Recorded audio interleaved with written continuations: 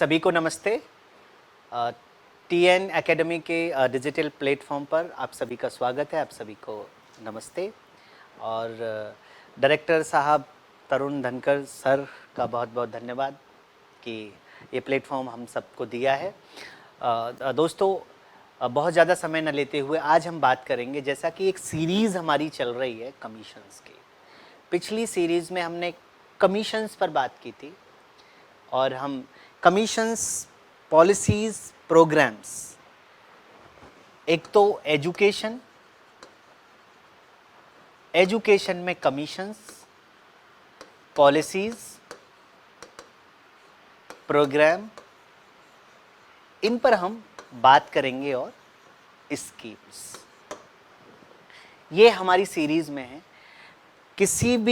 कोई भी एग्ज़ाम में आप बैठते हैं, चाहे आप पीआरटीके में बैठते हैं, चाहे आप टीजीटी में बैठते हैं, चाहे DSSB में या नवोदय विद्यालय, केंद्रीय विद्यालय, किसी में भी आप बैठते हैं, आपसे पूछा जाता है कि थोड़ा सा हिस्टोरिकल बैकग्राउंड को बताइए। और इससे एक दो एस्पेक्ट आपसे पूछे जाते हैं कि हिस्टोरिकल कौन कौन से हैं। तो एक जो हमारी सीरीज़ है, इसको आप पूरा देखेंगे तो आपको समझ आएगा कि बेसिकली कमीशंस। तो पिछली सीरीज़ में हमने बात की थी कि कमीशंस को बेसिकली जानने की क्या ज़रूरत है, पॉलिसीज़ कौन कौन सी हैं शिक्षा से लेकर, कौन कौन से प्रोग्राम हैं शिक्षा से लेकर, उन सब पर आज हम चर्चा करने की कोशिश करेंगे।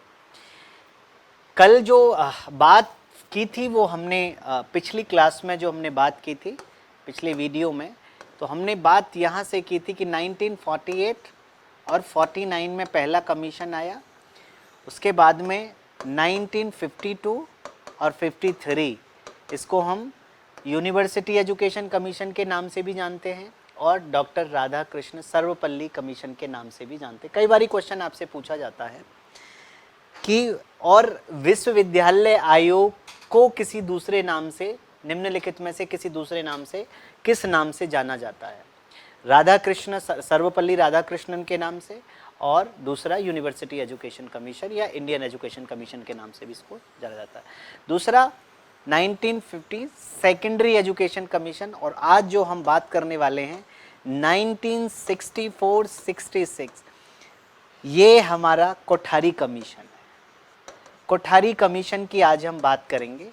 दोस्तों, ये एक बड़ी इम्पॉर्टेंट बात ये है कि जितने भी शिक्षा से संबंधित जितने भी कमीशंस हुए, जितने भी पॉलिसीज़ एंड प्रोग्राम्स हुए, कोठारी कमीशन महत्वपूर्ण कमीशन है अपने आप में। और सारे के सारे कमीशंस का जो जीस्ट है वो इसमें समाहित है, सारा का सारा।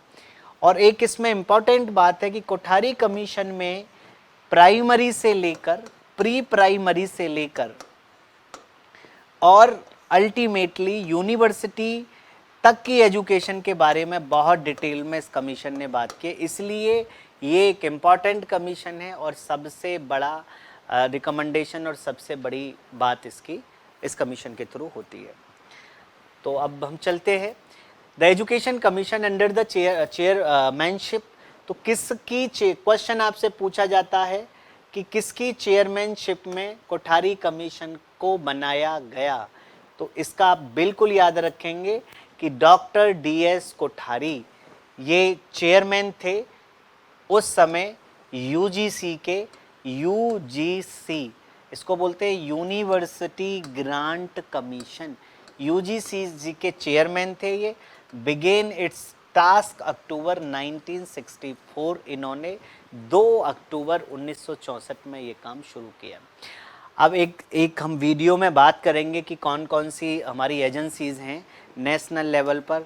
UGC की हम बात करेंगे, हम NCERT की बात करेंगे, हम SCERT की बात करेंगे, और उसमें हम एक बात और करेंगे जिसमें NCTE की बात करेंगे, कौन सा है AICT की बात करेंगे। ये सारी की सारी चीज़ें हैं, इन पर हम अलग से बात करेंगे, इसलिए मैं यहाँ पे UGC की बहुत ज़्यादा बात नहीं कर रहा।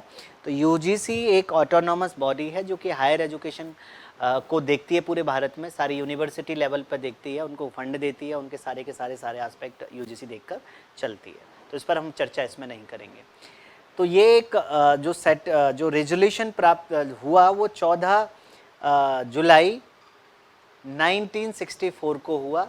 The commission submitted its report और इसने 1966 को, जून 1966 को एक अपनी जो रिपोर्ट बनाई, अपनी जो रिकमेंडेशंस थी, इनकी जो सिफारिशें थी, उन सिफारिशों को इसने यहाँ पर जून 29 1966 को सरकार को सबमिट कर दी। इस कमीशन ने अपनी सिफारिशें on the basis of the experience और on the basis of the all the aspect, तो उसने ये काम यहाँ पर सबमिट कर दिया।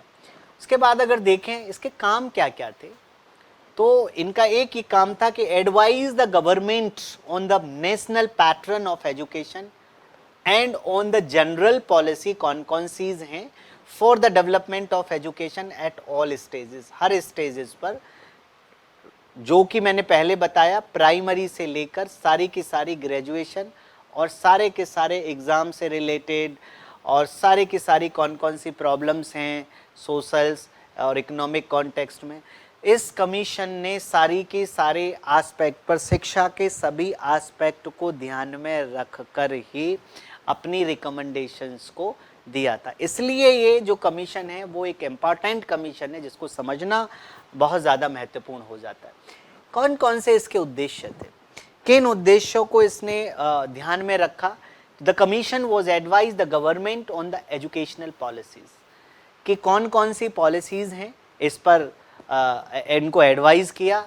National standard of education and the potential of the development in every sphere of education. जैसा कि मैंने कहा कि हर स्पेयर पर इस कमीशन ने, हर लेवल पर इस कमीशन ने अपनी बात रखी थी।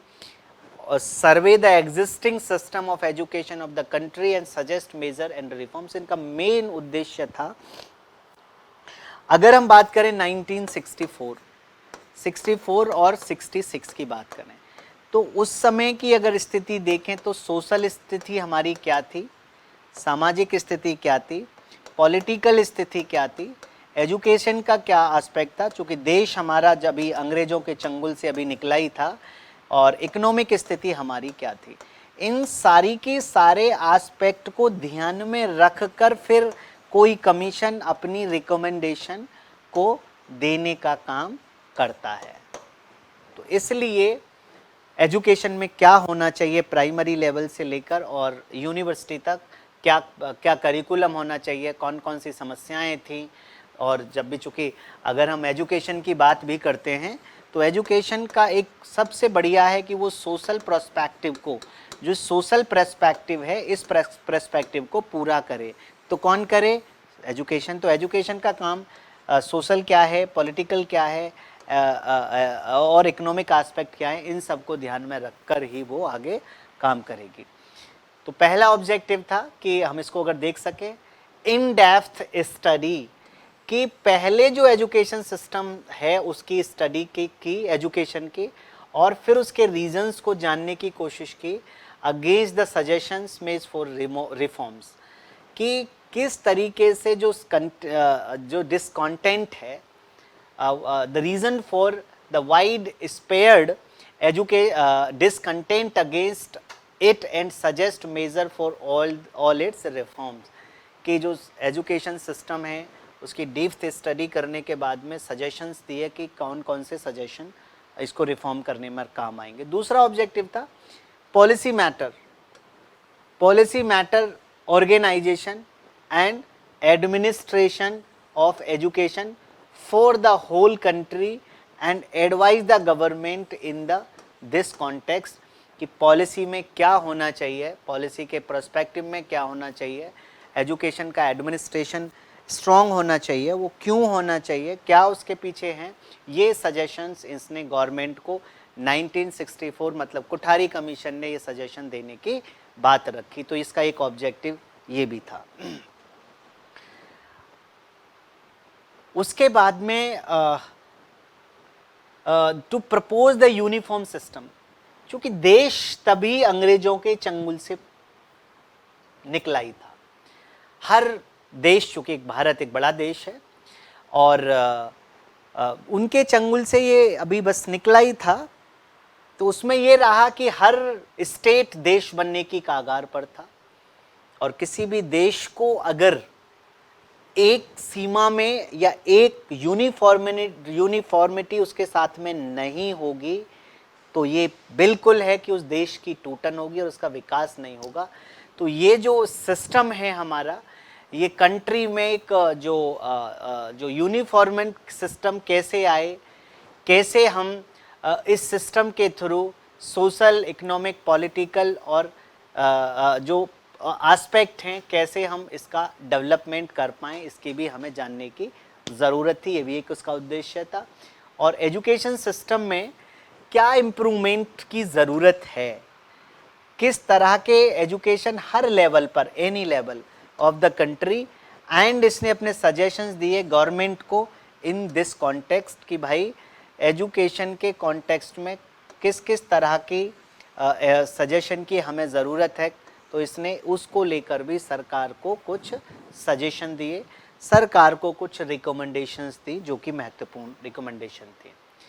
The committee study the problem of education of India, कि उस समय कौन कौन सी समस्याएं थी, और 600 कई बार आपसे पूछा जाता है, 1600 कई बार आपसे पूछा जाता है जब कोठारी कमीशन की जो रिपोर्ट्स थी बेसिकली वो कितने पेजेस की थी, और ये 1600 पेजेस की जो रिपोर्ट थी वो एजुकेशन मिनिस्टर ऑफ इंडिया 29 जून 1966 को ये रिपोर्ट सबमिट कर दी गई थी, और एक कॉम्प्रहेंसिव रिपोर्ट थी।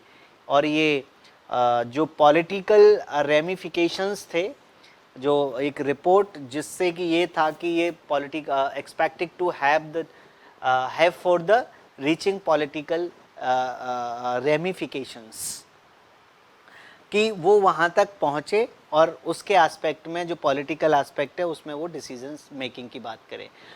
सजेशन थे इसमें, तो ये इसके ऑब्जेक्टिव थे। इन सब बातों को ध्यान में रखकर इस कमीशन को इस्टेब्लिश किया गया, ये इसके ऑब्जेक्टिव थे। और फिर अब अगर हम इसकी बात करते हैं तो इसकी कुछ रिकमेंडेशंस हैं।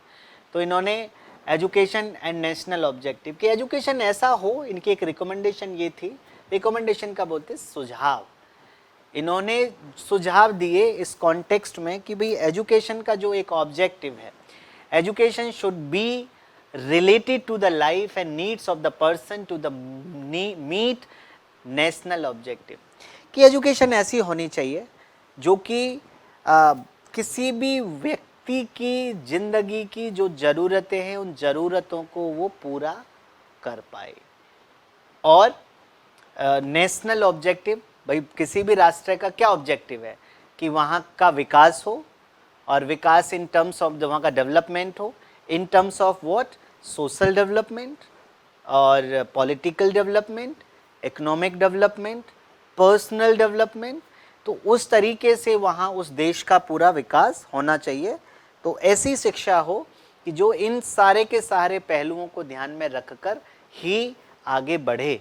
तो इसमें the following are the 5 objectives, अगर हम इसको देखें, विच शुड बी अचीव, जो पा सकते हैं थ्रू द 5 पॉइंट्स प्रोग्राम। तो 5 पॉइंट का प्रोग्राम इन्होंने सजेस्ट किया कि पहला तो क्या है कि देश को प्रोडक्शन को बढ़ाने की ज़रूरत है, शिक्षा को ऐसा कुछ करना चाहिए, एजुकेशन और नेशनल, सोशल और नेशनल एक इंटीग्रेशन होना चाहिए, और consolidation of the democracy, democracy को एक कंसोलिडेट होना चाहिए।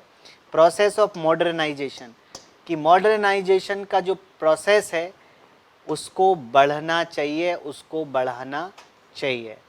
और character through the development of the social and spiritual values, कि वो मैक्सिमम सोशल और स्पिरिचुअल वैल्यूज़ को भी समाज में बढ़ाने का काम होना चाहिए। तो ये 5 बिंदु है। तो कई बार आपसे पूछा जाता है कौन से कमीशन ने 5 जो 5 पॉइंट प्रोग्राम किसने चलाया था एजुकेशन के पॉइंट ऑफ व्यू को लेकर। तो ये इसमें सोचने वाली बात है और ये क्वेश्चन आपसे पूछा जाता है। कुछ रिकमेंडेशन थी टीचर स्टेटस के लिए। It is necessary to improve the economic, social and professional status of the teachers. पहले क्या था कि टीचर्स की सैलरी भी कम थी और पे स्केल कम था, और इसलिए जब पे स्केल कम था तो वो लोग आते थे कि जो लोग बिल्कुल एक अच्छा माइंड वहाँ चला जाता था जहाँ पर पे स्केल ठीक था। तो इसको ध्यान में रखते हुए ही इसने सजेशन दिया कि भाई टीचर्स का जो सोशल स्टेप, पहले क्या होता था सोसाइटी में, ये होता था अरे यार उस मास्टर की बेटी की शादी है, तो समाज में एक दयनीय स्थिति या एक छोटी वाली स्थिति इकोनॉमिक स्टेटस को ध्यान में रखकर अच्छी नहीं थी, तो इसलिए अच्छे लोग नहीं आते थे, एक ब्राइट माइंड कहीं कहीं चला जाता था। तो इसके लिए टीचर्स का था कि उनके लिए इस बात का तो ध्यान देना चाहिए, government and non government school should be the same. हाँ, अब ये भी आप देखो कि गवर्नमेंट और नॉन गवर्नमेंट, इसीलिए आपने देखा होगा मारामारी गवर्नमेंट की होती है और नॉन गवर्नमेंट में कोई भी जाना नहीं चाहता, क्योंकि दोनों के पे स्केल में डिफरेंसेस हैं। तो इसने कहा कि जो एक यूनिफॉर्मिटी होनी चाहिए स्केल में, तो इसलिए जिससे कि ये दोनों चीज़ें बराबर रहें, और बराबर रहने के एस्पेक्ट में कि जो दोनों के दोनों पहलू हमारे बराबर रहेंगे तो समाज में कोई ना कोई तरीके से शांति बनेगी। स्कूल करिकुलम कैसा होना चाहिए कि अगर छोटे लेवल पर, मतलब लोअर लेवल पर 1 से लेकर 4वीं तक एक लैंग्वेज का होना चाहिए, जिसमें मदर टंग या रीजनल लैंग्वेज, क्वेश्चन आपसे यहाँ से भी पूछा जा सकता है। मैथमेटिक्स होना चाहिए, इन्वायरमेंट साइंस और social study should be the taught in the 3rd and 4th में पढ़ानी हमें ये चाहिए, ऐसा सजेशन इस कमीशन ने दिया on the basis of the depth study of the all aspect of the society. Then they recommend basically these suggestions. Creative activity होनी चाहिए पढ़ाने में, वर्क एक्सपीरियंस, सोशल एक्टिविटी, इसमें आपने सूपा का नाम सुना होगा, सूपा पहले स्कूलों में कराया जाता था, वर्क एक्स है, वर्क एक्स कराया जाता है, अभी भी है ये तो, और हेल्थ एजुकेशन। ऐसा इसने रिकमेंड किया कि स्कूल के कैरिकुलम में ये 6 सब्जेक्टों का होना ज़रूरी है, जिससे कि आने वाला हमारी जो पॉपुलेशन है, जो चीज़ें हैं वो सही मायने में आएँ। स्कूल करिकुलम में हायर लेवल पर अगर हायर प्राइमरी की बात करें, हाई स्कूल जिसे हम बोलते हैं, हाई स्कूल की अगर बात करें तो उसमें 2 लैंग्वेज का होना ज़रूरी। 2 लैंग्वेज में एक मदर टंग और एक हिंदी और इंग्लिश। मदर टंग में वो रीजनल लैंग्वेज भी आपकी हो सकती है, हिंदी और इंग्लिश। एक मैथमेटिक्स और एक साइंस। सोशल स्टडी में क्या क्या होना चाहिए, हिस्ट्री, ज्योग्राफी और सिविक्स का होना ज़रूरी है। एक आर्ट एजुकेशन का भी एस्पेक्ट था, आर्ट एजुकेशन भी होनी चाहिए। Work experience and social services इसमें जुड़े होने चाहिए। फिज़िकल एजुकेशन का भी एस्पेक्ट है। Education in the moral and spiritual values, इन सब पर करिकुलम किस लेवल पर, हाई स्कूल के लेवल पर, हायर स्कूल के लेवल पर करिकुलम हमारा, ये हमारा छोटी क्लासेस के लिए जो भी बात करी है, ये लोअर प्राइमरी है, ये हाई स्कूल, और ये हमारा है लोअर सेकेंडरी, मतलब 8th to 10th तक। क्या होना चाहिए, language in non Hindi speaking area generally there should be the following language, mother tongue या regional language, Hindi in higher lower standard पर, इंग्लिश, और ये इस तरीके से हम इसको देख सकते हैं। लोअर सेकेंडरी में मदर टंग हो गई आपकी, इंग्लिश है और Hindi, if English has been taken as a mother tongue. One modern Indian language beside Hindi, जैसे कि आज ये क्वेश्चन आपसे पूछे जाते हैं, किस कमीशन ने ऐसी रिकमेंडेशन दी, इससे रिलेटेड क्वेश्चन भी आपसे पूछा जा सकता है। तो इसलिए उस कॉन्टेक्स्ट में भी हम देखेंगे, भाषा को लेकर भी बात की गई। हिस्ट्री है, ज्योग्राफी है, सिविक्स है, आर्ट एजुकेशन है, वर्क एक्स है, फिजिकल एजुकेशन है, यहाँ ये बढ़ा दिया education of moral and spiritual values के लिए भी। इसलिए आपने देखा होगा जो हमारी पहले नैतिक शिक्षा, मोरल एजुकेशन की जो क्लास हुआ करती थी, तो उसकी वो उस समय ज़रूरत थी। ऐसा नहीं है कि आज भी समय की ज़रूरत नहीं है, लेकिन आज हमने थोड़ा सा उसको हम नीचे लेके आए। तो पहले मोरल एजुकेशन का, नैतिक शिक्षा का एक पीरियड लगाया जाता था, और इन्होंने कहा कि शिक्षा में ऐसा होना बहुत ज़्यादा ज़रूरी है। इस लेवल पर हमें पढ़ाने की ज़रूरत है। 3 लैंग्वेज फार्मूला भी इसने दिया और इन्होंने रिकमेंड किया, इन्होंने कहा कि Hindi as a national language of the union should be occupy an important place after mother tongue, के बाद में हिंदी का ध्यान। The knowledge of English would be a language for the students, the most suitable stage of for learning the 3 language in the lower secondary level पर। Language 3 language वाले फॉर्मूले में इन्होंने थोड़ा सा चेंज करने की बात की। दूसरा, vocational and technical and engineering education, ये एक एस्पेक्ट हमारा होना चाहिए। इस पर कौन कौन सी रिकमेंडेशन दी हैं उसको हम देखेंगे। जब schooling having completed school education अगर कंप्लीट हो जाती है, the student should be provide facilities of short courses, correspondence courses and short extensive courses देने चाहिए। तो ये जब हमारी स्कूलिंग एजुकेशन है तो जैसे डिग्री है, बहुत सारे डिस्टेंस से, डिप्लोमा हैं, सर्टिफिकेट कोर्स हैं, ये वो कोर्स हैं, वो सारी चीज़ें हैं कि जो कमीशन 1964-66 ने इन सब बातों को ध्यान में रखा। कुछ प्रॉब्लम्स थी इंडियन एजुकेशन में और कुछ प्रॉब्लम को इन्होंने सजेस्ट किया और प्रॉब्लम के आधार पर, तो करिकुलम की हमने बात कर ली, हमने टीचर्स की बात कर ली कि कौन कौन से टीचर्स का स्टेटस बढ़ाना चाहिए, सोशल स्टेटस, इकोनॉमिक स्टेटस ये बढ़ाना चाहिए, तो इस पर भी हमें ध्यान देने की ज़रूरत है। कौन कौन से प्रॉब्लम इन्होंने, इस कमीशन ने अपनी स्टडी करने के बाद में कौन कौन से प्रॉब्लम्स को लेकर इन्होंने उस चीज़ को बातचीत रखी। तो इसमें हम देखते हैं कि पहले इनको ऐसा लगा कि जो एजुकेशन है वो उद्देश्यहीन एजुकेशन,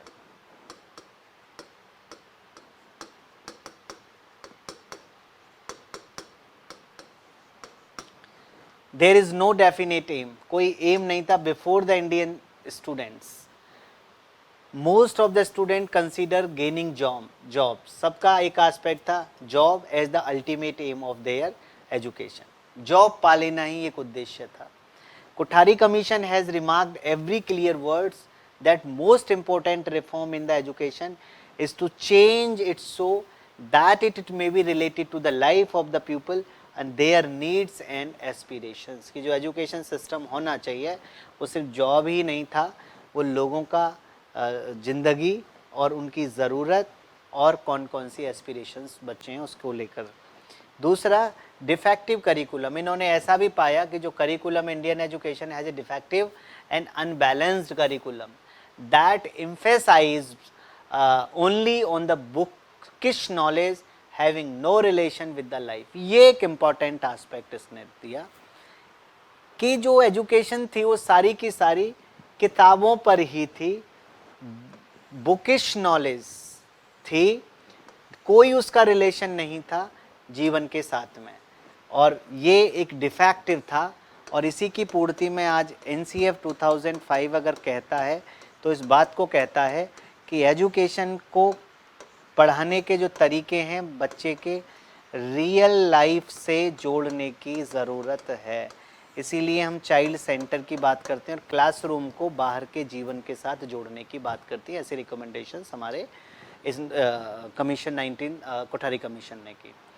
उसके बाद में young who have received higher education are facing problem getting employment, की एजुकेशन ऐसी होनी चाहिए कि डायरेक्टली और इनडायरेक्टली, चूँकि एम्प्लॉयमेंट है तो जीवन है, और तो ऐसी एजुकेशन सिस्टम ऐसा होना चाहिए कि जिससे कि हमारा जो बच्चा है वो इसको कंप्लीट करने के तुरंत बाद वो व्यक्ति अपने आप में करिकुलम को सेट कर सके, ऐसा करिकुलम हमें होना चाहिए।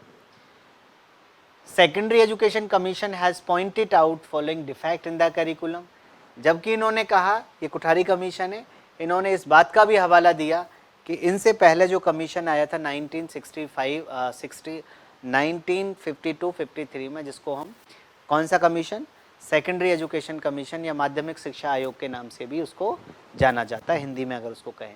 इन्होंने कहा कि उसने भी कुछ बात रखी, द प्रेजेंट करिकुलम वेरी नॉरो, उसने कहा कि नॉरो है, बुकिश स्टैंड है, थ्योरेटिकल है, प्रैक्टिकल बेस्ड नहीं है उसका, बच्चों की ज़िंदगी से सीधा नहीं है, बहुत वाइड नहीं है, नैरो है।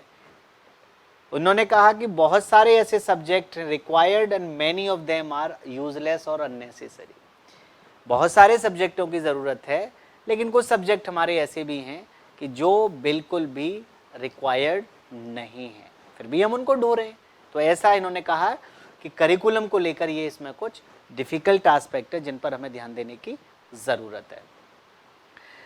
Teaching practical subject and other types of the activities, जो ज़्यादा जोर डाला है वो प्रैक्टिकल सब्जेक्ट पर नहीं डाला, बल्कि अन्य जो एक्टिविटीज़ हैं उन पर इन्होंने डाला। ये it does not fulfil different need और इंटरेस्ट ऑफ द स्टूडेंट, कि जो करिकुलम आज आप पढ़ा रहे हैं वो पूरे तरीके से बच्चों की जो डिफरेंट जो नीड्स हैं, जो ज़रूरतें हैं और जो नीड्स हैं और जो उनका जो जो इंटरेस्ट है उसको वो पूरे तरीके से पूरा नहीं कर पा रहे हैं। इसलिए भी हमें इसकी ज़रूरत है। जो ये डिफेक्टिव है करिकुलम, इस पर भी ध्यान देने की ज़रूरत है। दूसरा, it lacks of technical and professional subject. Technical और प्रोफेशनल सब्जेक्ट भी इसमें नहीं है, इसकी भी कमी महसूस है। इसलिए जो करिकुलम था वो करिकुलम हमारा एक तरीके से डिफेक्टिव है, उस पर हमें ध्यान देने की ज़रूरत है। कौन कौन सी रेमिडीज़ होनी चाहिए? तो पहला है कि डिफेक्टिव मीडियम्स ऑफ इंस्ट्रक्शन। एक ये भी डिफेक्टिव था कि पढ़ाने के लिए, तो इस कमीशन ने recommended the medium of instruction should be any Indian language except Sanskrit. ऐसा नहीं हो कि पढ़ाने के लिए सिर्फ संस्कृत ही हो, कोई भी इंडियन लैंग्वेज हो।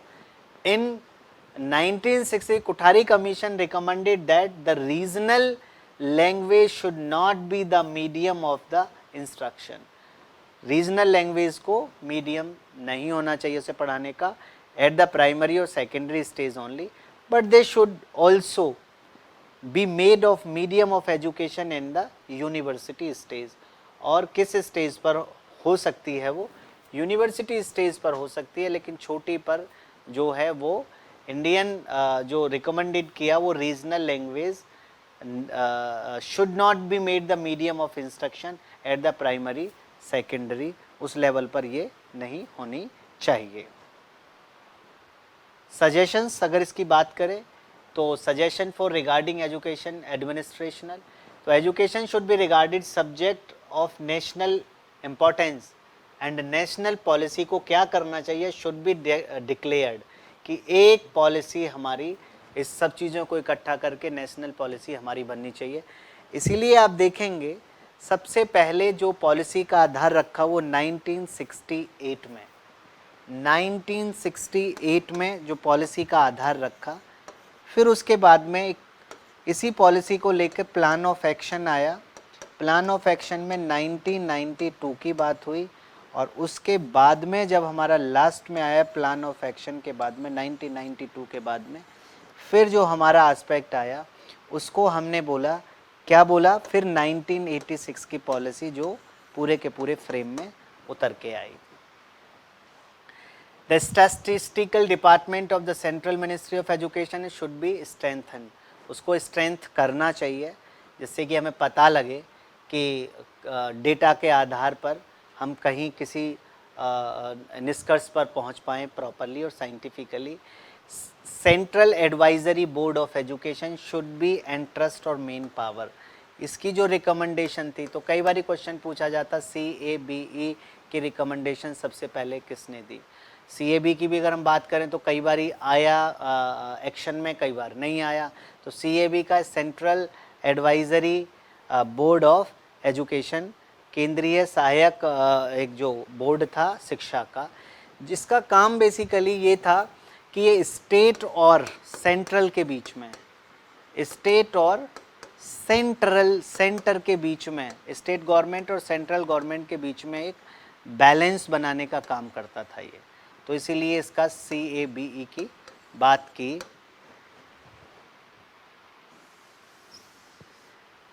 स्टेट और सेंट्रल गवर्नमेंट, स्टेट और स्टेट गवर्नमेंट की क्या ज़रूरत है और सेंट्रल गवर्नमेंट की क्या ज़रूरत है, इन दोनों को ये पूरा करने का काम इसका रखा गया, तो ऐसा भी होना चाहिए। एक और इम्पॉर्टेंट जो बात इसने की, NCERT should be interested with the responsibility of school education at all India level पर। तो जो भी हमारा NCERT जो बना वो 1 सितंबर 1962 में इसका 60 में कुछ इसकी बात जो रखी गई थी, लेकिन इसने भी सजेशन दिया कि एडमिनिस्ट्रेशन के एस्पेक्ट में NCERT को ऐसा होना चाहिए कि जो पूरे के पूरे भारत का जो जितना भी एजुकेशन, स्कूल एजुकेशन का जो एस्पेक्ट है वो NCERT को देखना चाहिए। इस तरह की भी रिकमेंडेशन उसने दी। Suggestions regarding for teaching method in school. Teaching method should be flexible. इस पर काम होने की ज़रूरत है। एक्टिविटी ओरिएंटेड होना चाहिए एंड प्रोग्रेसिव होना चाहिए। प्रोग्रेसिव का मतलब हम अगर हम बात करें तो ये चाइल्ड सेंटर्ड होना चाहिए। जो भी एजुकेशन सिस्टम है वो बाल केंद्रित हो, बाल केंद्रित हो तो उसका कोई मायना आएगा, अदरवाइज उसका मायना नहीं निकल के आएगा। बाल केंद्रित हो। Appropriating guidance should be available to the students and the teachers, कि क्या होना चाहिए क्या नहीं होना चाहिए, इस बात की भी जो कवायद है वो पता होनी चाहिए। Education should B imparted through the mother tongue, जो एजुकेशन है वो मदर टंग से ही दी जानी चाहिए। Teacher should be the trained in preparing teaching aids and should prepare it in the school workshop, कि जो पढ़ाना चाहिए वो ट्रेंड होना चाहिए जो कि टीचिंग एड के साथ में, और स्कूल जो वर्कशॉप्स हैं वो में बनाए जाएं टीचिंग एड, और स्कूल में कई सारी वर्कशॉप्स का होना हो जिससे कि टीचिंग एड तैयार हों। जब टीचिंग एड हमारे तैयार होंगे, जब टीचिंग एड से जब बच्चों को पढ़ाया जाएगा तो बच्चे उसमें पूरे तरीके से पार्टिसिपेट करेंगे। और इसको ऐसा भी कह सकते हैं कि जब टीचिंग एड से पढ़ाया जाता है तो उसमें बच्चे का जो सेंसेस का जो इन्वॉल्व है वो ज़्यादा रहता है, बच्चा ज़्यादा एक्टिव होता है। और अगर टीचिंग एड से अगर भी हम पढ़ाते हैं तो उस कंडीशन में भी चाइल्ड सेंटर्ड एजुकेशन हमारी होती है। Suggestions regarding the text book, वो पढ़ाने से संबंधित है। Extensive planning for preparation of the text book should be made national level. ऐसा नहीं हो कि हर व्यक्ति अपनी टेक्स्ट बुक से पढ़ाए, तो फिर पूरी यूनिफॉर्मिटी नहीं आएगी और जिससे बहुत तरह की जो समस्याएं हैं वो क्रिएट हो जाएंगी। इसलिए हमें इस बात का भी पूरे तरीके से ध्यान रखना चाहिए। The ministry of education, the text book should be prepared on the basis of the principle decide by the NCERT। इसलिए NCERT के कई सारे काम हैं। पहला मटेरियल डेवलपमेंट करना, दूसरा इन सर्विस कराना, और तीसरा है कि टेक्स्ट बुक तैयार करना। तो इसीलिए हमारा जो फेथ है वो NCERT पर ज़्यादा है, क्योंकि पॉलिसी ने भी NCERT का जो ऑटोनॉमस बॉडी है उसका हवाला देते हुए कहा कि NCERT को एक अधिकार है कि वो जो NCERT जो किताबें हैं, जो किताब बन रही हैं, उन किताबों को बनाने का काम NCERT करे, करिकुलम टेक्स्ट बुक बनाने का काम। मिनिस्ट्री ऑफ एजुकेशन को इस्टेब्लिश करना चाहिए। Institution prepare the text book, specially text books of the science and technology, की एक काम मिनिस्ट्री को ये भी एक ऑटोनॉमस इंस्टीट्यूशन इस्टेब्लिश करे जो कि टेक्स्ट बुक बनाने के लिए काम करे साइंस और टेक्नोलॉजी के। Text book committee should be formed every state. Her state की अलग, हर स्टेट अपना अलग अलग कल्चर से है, उसकी नीड अलग है, उसका कल्चर अलग है, उसका पॉलिटिकल ज्योग्राफी अलग है। तो इसलिए हर स्टेट को ये अधिकार था कि वो एक ऐसी चीज़ सबमिट बनाए और बनाने के बाद में ये NCERT को दी जाए, और NCERT फिर इस बात को ध्यान में रखकर आगे बढ़े कि जिससे कि ये NCERT इस पर अपना कदम उठा सके। तो ये टेक्स्ट बुक के लिए था। Counselling and guidance and counselling in schools में, चूँकि बच्चे हैं, और तो इसमें ये कहा गया कि counselling to resolve the educational problem of the students, इसके कॉन्टेक्स्ट में सजेशंस दिए गए। बच्चा है, स्कूल में है, कुछ प्रॉब्लम्स हैं और उन प्रॉब्लम्स से हटने के लिए, उनसे छुटकारा पाने के लिए हमें किसकी ज़रूरत है? हमें उसमें ज़रूरत है काउंसलिंग और गाइडेंस की। तो काउंसलिंग और गाइडेंस में जो सजेशंस थे वो थे कि guidance and counselling should be given from the primary level for the student.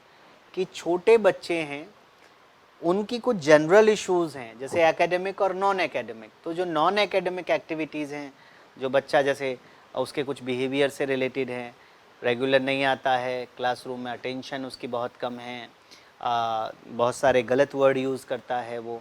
तो इस कॉन्टेक्स्ट में क्या करना चाहिए कि बच्चों को प्राइमरी लेवल पर गाइडेंस एंड काउंसलिंग उनकी होनी चाहिए। Given to the student based area interest और एबिलिटी। कि जो गाइडेंस एंड काउंसलिंग है ये जोर न बढ़े बच्चों के पढ़ने और पढ़ाने पर, बल्कि क्या हो कि वो जहाँ भी उसका इंटरेस्ट है उस इंटरेस्ट की और जो उसकी एबिलिटी है उसको पूरे तरीके से परफेक्टली उसको वो ध्यान में रख पाए। हम इंटरेस्ट की बात और इंटरेस्ट को जानने की बात क्यों करते हैं बेसिकली? अगर इसके कॉन्टेक्स्ट में मैं बात करूं तो इंटरेस्ट को बेसिकली जानने के लिए कि क्या इसका इंटरेस्ट है, क्या इसका एस्पेक्ट है। जब भी कोई व्यक्ति अपने इंटरेस्ट से काम करता है, इंटरेस्ट को लेकर काम करता है, तो वो व्यक्ति परेशान नहीं होता और जो उसकी प्रोडक्टिविटी होती है, जो उसका आउटपुट होता है वो एक बेटर मैनर में और बेटर एस्पेक्ट में होता है। उसकी एबिलिटी का पता लग जाता है और जब इंटरेस्ट और एबिलिटी दोनों चीज़ों का पता लग जाता है तो बच्चा किसी न किसी रूप में हमारा आगे बढ़ने का काम करता है। सेंट्रल गवर्नमेंट पे स्केल की बात जैसे पहले भी की। Central government should fix the minimum pay scales for every level of the teacher. जैसे पीआरटी के लिए क्या रहेगा, एनटीटी के लिए क्या रहेगा,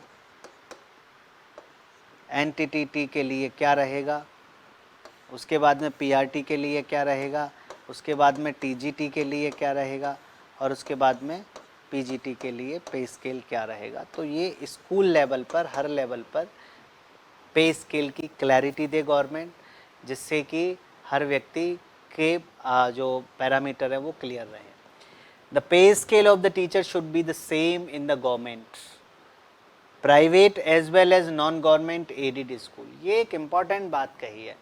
कहीं ना कहीं समाज में जो टूटन होती है पढ़ाने में या क्वालिटी के साथ जो कंप्रोमाइज़ होता है, उसका कारण ये है कि जब भी हमारे पे स्केल से हैं वो अलग अलग होंगे। तो इसने कमीशन ने कहा कि चाहे वो गवर्नमेंट में पढ़ाए, चाहे वो प्राइवेट में पढ़ाए, चाहे वो गवर्नमेंट एडेड में पढ़ाए, लेकिन जो पे स्केल हैं वो हमारे एक जैसे होने चाहिए। अगर वो पे स्केल एक जैसे होंगे तो हमारे समाज में भाग दौड़ कम होगी और सेटिस्फैक्ट्री लेवल ज़्यादा होगा। सेम इन द गवर्नमेंट की बात मैंने की, प्राइवेट की बात की और नॉन गवर्नमेंट स्कूल में सेम होना चाहिए। रिवाइज हर 5 साल में जो स्केल है वो टीचर्स का रिवाइज्ड होना चाहिए, जिससे कि टीचर्स का सोसाइटी के चेंजेस के अकॉर्डिंग उनकी भी सैलरी में चेंज आएगा, तो जिससे कि उनका जो स्टेमिना है, जो मोटिवेशन है वो बना ही रहेगा। उसके बाद में अगर हम देखें, minimum qualification for the teachers at any level should be raised and the process of their selection should be reformed. कि जो प्रोसेस है टीचर के सिलेक्शन का रिफॉर्म होना चाहिए और मिनिमम क्वालिफिकेशन हर व्यक्ति के पास में जो टीचर है उसका क्लैरिटी होनी चाहिए। Appointment of the female teacher must be encouraged at the every level. ऐसा नहीं है कि उनको प्राइमरी लेवल तक सीमित रखा जाए, चाहे वो पीआरटी पर है, चाहे वो टीजीटी है, चाहे वो पीजीटी है, किसी भी स्केल पर हो, लेकिन हर स्केल पर बच्चों के साथ में जो वीमेन एजुकेशन है उनको बढ़ावा दिया जाना चाहिए। Those who have display efficiency in their work should be given advance increment in their salary। जो भी अपने काम में व्यक्ति अच्छा है, जिसमें भी एफिशिएंसी अपने काम में है, उनका इंक्रीमेंट समय से पहले एडवांस में कर देना चाहिए, जिससे कि वो टीचर है वो मोटिवेट रहे। और मोटिवेट, अभी आज कल का अगर कॉन्सेप्ट की हम बात करें तो गेस्ट है, कॉन्ट्रैक्ट है, रेगुलर है, इस तरह की कुछ चीज़ें हैं। इससे क्या नुकसान है? इससे हमारी जो एजुकेशन सिस्टम है, जो क्वालिटी ऑफ एजुकेशन है, वो हमारी गिरती हुई नज़र आ रही है। तो इसलिए पे स्केल सेम रहे और जो टीचर अच्छा काम कर रहा है उसका इंक्रीमेंट एडवांस में लगा दिया जाए, जिससे कि मोटिवेशन बना रहे। Ability and efficiency rather than the seniority should be the basis of the promotion. हमारे यहाँ आज भी बात स्थिति यही चली आ रही है कि एबिलिटी और एफिशिएंसी के आधार पर प्रमोशन होना चाहिए, ना कि सीनियरिटी के आधार पर। लेकिन आज अगर हम यहाँ की बात करें तो आज भी हमारे यहाँ सीनियरिटी के आधार पर प्रमोशन है, एबिलिटी और एफिशिएंसी के आधार पर प्रमोशन हमारे यहाँ पर नहीं है। और इसका बहुत सारे प्रॉब्लम्स हैं, आप देख पा रहे हैं बहुत सारी समस्याओं को, बहुत सारे इश्यूज़ को आप देख पा रहे हैं। तो वो अपने आप में एक इम्पॉर्टेंट एस्पेक्ट है जो हम लोगों को ध्यान में रखने की ज़रूरत है। अडल्ट एजुकेशन 1964 की अगर हम बात करें, भाई अभी तो आज हम 2022, 21 और 20 कोरोना के दौर से गुज़र रहे हैं। तो आज तो हमें कोरोना में तो देख ही रहे होंगे आप क्या स्थिति ऑलरेडी है ही। तो अगर उस एंगल से हम बात करें 1964 के दौरान की, तो इसमें नेचर ऑफ अडल्ट एजुकेशन भी वहाँ एक इम्पॉर्टेंट रोल प्ले करता था, क्योंकि अडल्ट को भी पढ़ाना है जो किसी भी कारणवश शिक्षा में, जो फॉर्मल एजुकेशन में नहीं आए, उनको लाने के लिए भी। तो इसमें कहा गया कि टू एजुकेट इलिटरेट अडल्ट्स, जो लिटरेट अडल्ट्स हैं, इलिटरेट, उनको पढ़ाना ज़रूरी है। Sustain to literacy of the literate adults, की जो लिटरेसी है उस रेट को लिटरेट में देखना चाहिए। और to provide opportunity for further education of the semi literate adults, कि इनको उस तरह का कुछ पैरामीटर हो, उस तरह का कुछ समझ हो, उस तरह की कुछ जानने की ज़रूरत हो, जिसके आधार पर हम उस पैरामीटर को माप सकें और देख सकें। तो ये एक अडल्ट एजुकेशन वाला एस्पेक्ट था, क्योंकि education play an important role in the development of the overall development of the child. तो इस कॉन्टेक्स्ट में हमें सारे की सारी तरह की एजुकेशन के बारे में पता होने की ज़रूरत है। Nature of adult education, in the context of adult education the commission propose 4 program, 4 program commission ने बताए कि adaptation of the common school system, CSS common school system होना चाहिए, public education as the national goal, and effective implementation of in a phase program spread over 20 years, कि 20 साल तक हमें लगभग इस तरीके से चलना चाहिए। और अगर हम उस तरीके से चल पाएंगे, जो प्रोग्राम्स हैं हमारे फेज़ मैनर में, उनको अगर हम लेके आएंगे, तो बिल्कुल ही पूरी जिम्मेदारी के साथ हम कह सकते हैं कि हमारे देश की जो एजुकेशन सिस्टम है और जो समाज का जो विकास है, किसी भी पक्ष में हो, चाहे वो राजनीतिक में हो, चाहे वो किसी भी पक्ष में अगर हम बात करें, तो उस एंगल से हम इसको देख सकते हैं। Organisation of social and national service program होने चाहिए, जिसमें हमने NSS की भी बात की, नेशनल सोशल सर्विस, NSS के प्रोग्राम स्कूलों में चले, उसको भी हमने देखा कि नेशनल सोशल सर्विस, सूपा है, इस तरह के जो बहुत सारे प्रोग्राम जो हमारे थे वो चले। तो इस तरीके से अडल्ट एजुकेशन का जो कॉन्टेक्स्ट था वो भी हमारा बहुत ही ज़्यादा बेटर और एक अच्छा एस्पेक्ट का कॉन्सेप्ट हमारा रहा था। तो ये बेसिकली हमारी जो ये रिकमेंडेशंस हैं वो, और मैंने पिछली क्लास में आपको बताया था कि जब आप इसको पढ़ेंगे किसी भी कमीशन को, जब इनकी रिकमेंडेशंस देखेंगे, कोई भी कमीशन अगर अपनी रिकमेंडेशन देता है किस कॉन्टेक्स्ट में, कि एम ऑफ एजुकेशन क्या होना चाहिए था, उस समय की क्या ज़रूरत थी, इस पर हमने चर्चा इसमें से कर ली है। उसके बाद में टीचर का क्या स्टेटस होना चाहिए, उस पर भी हमने बात की। उसके बाद में अगर मैं देखूं तो इम्पॉर्टेंट एस्पेक्ट एक करिकुलम का भी है, तो करिकुलम पर भी हमने बात की। एक इम्पॉर्टेंट एस्पेक्ट है हमारा टीचिंग मेथड्स का, इस पर भी हम लोगों ने बात की इसके साथ में, और जनरल टॉपिक कौन कौन से थे जो उस समय की ज़रूरत थी, जनरल एस्पेक्ट, उस पर भी हमने बात की। तो ये एक इम्पॉर्टेंट रोल है हमारे टीचिंग लर्निंग प्रोसेस को बढ़ाने का और करने का। तो ये इससे अगर हम जान पाएँ, समझ पाएँ, तो इसलिए जितना भी सिस्टम एजुकेशन का है वो ऐसा नहीं है कि कोई सरकार आए और अपने हिसाब से चला दे। ये पहले से ही हमारी पॉलिसीज़ क्या कहती हैं, हमारे प्रोग्राम क्या कहते हैं, कौन कौन सी स्कीम चलनी चाहिए, कौन कौन से एस्पेक्ट में चलनी चाहिए, इन सब बातों को हमें ध्यान में रख कर ही कमीशंस को जब अगर इस तरीके से हम पढ़ेंगे तो शायद ही और पूरी श्योरिटी के साथ हम जान पाएंगे कि जो हमारी ये स्थिति है वो एक बेटर एस्पेक्ट में बन सकती है। तो ये आज की क्लास में हमने सिर्फ एक कमीशन को ही आज लिया है। इसके आधार पर फिर हम आगे पॉलिसीज़ और प्रोग्राम्स हैं, फिर NEP 2020 है, इस पर भी एक बार बात करेंगे। 1986 की पॉलिसी क्या कहती है, इस पर भी हम आगे की चर्चा करेंगे। तो आज के लिए इतना ही काफ़ी है, और इसके लिए बहुत बहुत धन्यवाद, बहुत बहुत थैंक यू, नमस्ते।